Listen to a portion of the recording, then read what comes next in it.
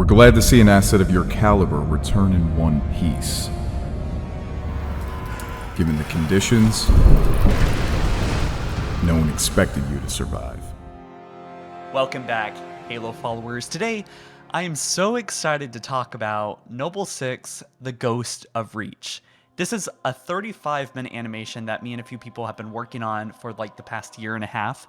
And this is a huge part in a larger series called the Noble Timeline, including the Lost Wolves, including this backstory with ONI, including even the Flood's return.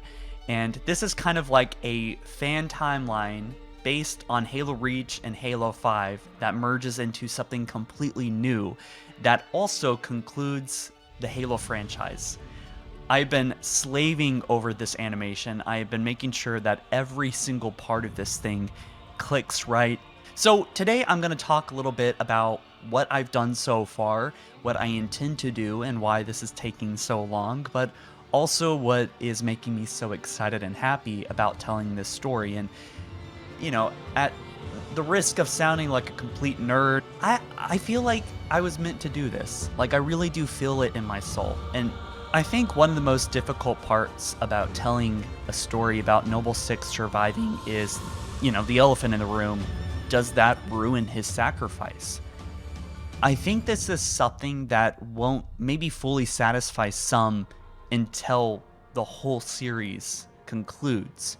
Because everything, we are writing everything. This is over 10 episodes, I believe.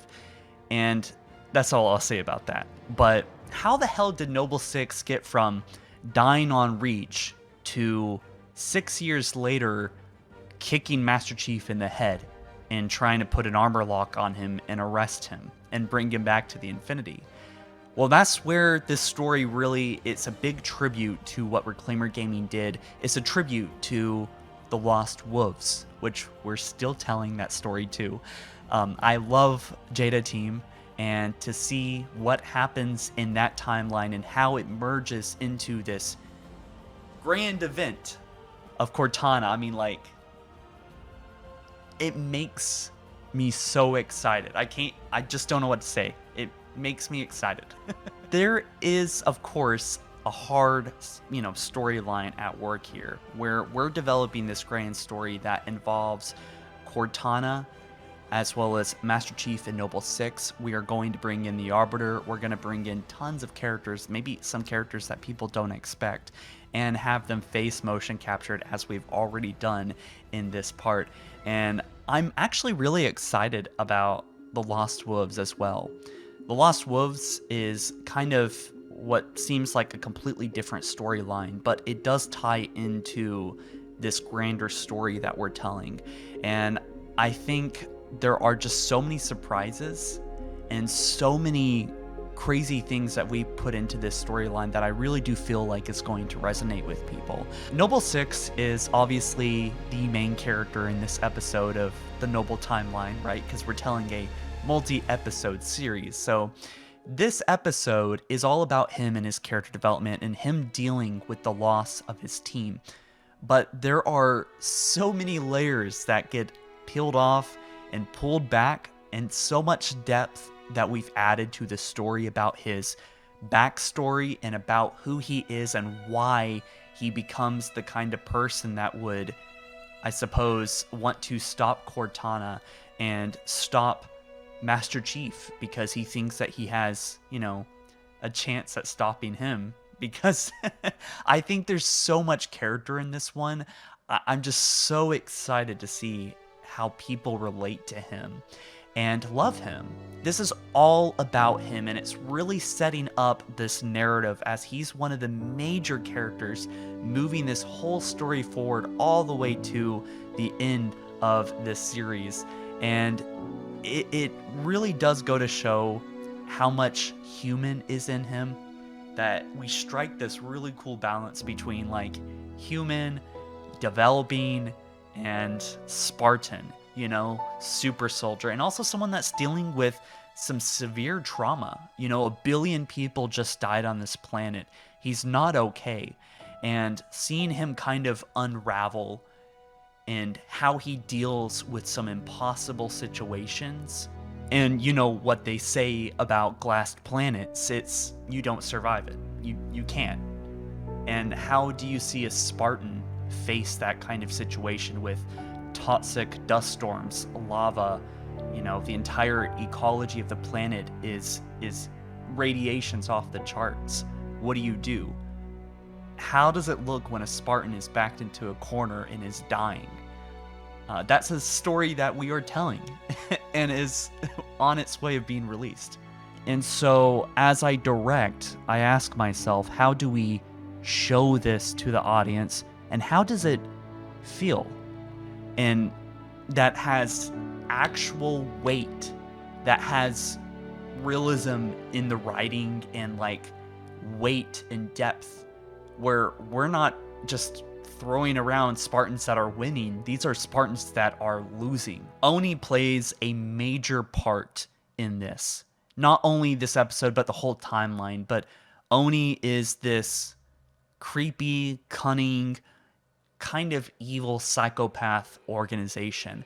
And we're going to venture into that and get really personal with these people and why they are the way they are. And actually maybe see that they're not all evil, that there's reasons why Oni is in charge. And there's reasons, they're scared too. I think they're scared. And to see how they deal with Noble Six coming back after Reach is both surprise and anger. And it's just so fascinating to sit back and to hit play and watch these characters go and to know what happens next. I mean, everything that's getting set up, I mean, it's just so fun. It's absolutely a blast to do this. I don't think there is going to be ever a time where anything I animate or create where everyone is 100% going to be happy, especially with something, a lot of people have been doubting this project since day one because they don't want Noble Six to be alive, and maybe you're one of those people, and I respect that. Here's the thing. We're not trying to or overwrite Halo lore. This is a fan timeline. This is no statement on Halo canon. This is a separate fan timeline, like someone, making a machinima. This is just a high-budget machinima that I've put thousands of dollars into. And so I could really use y'all's help. We have a Patreon set up, and I'll just say that. That's my only plug about financing. But yeah, it is expensive to do. So we have been doing all kinds of stuff. I have been working really, really hard on getting these scenes to feel like Reach cutscenes, to get the music and the sound effects to hit right in the feels. So one thing that makes this entire process possible is Xsens motion capture. This suit is so amazing. It actually inspired me making, more cinematic Halo animations in the first place. It's really just straight to the point. You just throw on the suit, calibrate it within 30 seconds, you're up and running, recording grade A motion capture. This is stuff that's been used on The Mandalorian and has been used actually in Hollywood films, and I feel really grateful that I have one of these suits and can use it. Specifically how I can take it anywhere pretty much. I have my laptop and a little antenna base that it comes with, and I can basically run up and down the street, use it in my backyard, use it at a park, use it in a gymnasium, and there's all kinds of places. And working with my friends on this in real life, it's just so fun. So if you do want to tell your own Halo stories like I am here, then I recommend checking out the videos in the description and also checking out Xsens or Movella, because they're a great company and I love working with them. But if you want to learn more about the Noble timeline, not only Noble 6, The Ghost of Reach, but future episodes like Lost Wolves episode 2, 3, and 4, and 5, or Blue Team versus Oni, or Cortana's Calamity, be sure to check out my Patreon. If you support it, you're going to get in the credits of the film, and also you're given special exclusive updates, behind the scenes, and just progress on what's happening. And some of it's really, really cool stuff. We're also looking for composers, musicians, specifically people that might be able to make Halo music or something like it. and also 3D modelers. So if you're a Halo fan and you can do one of those things, then hit me up. Link down in the description, or you can just email me actually rather. So anyway, guys, I will catch you in the next one soon. I hope you enjoyed the update, and if you haven't seen the trailer already, go check it out. It's fun. All right, peace.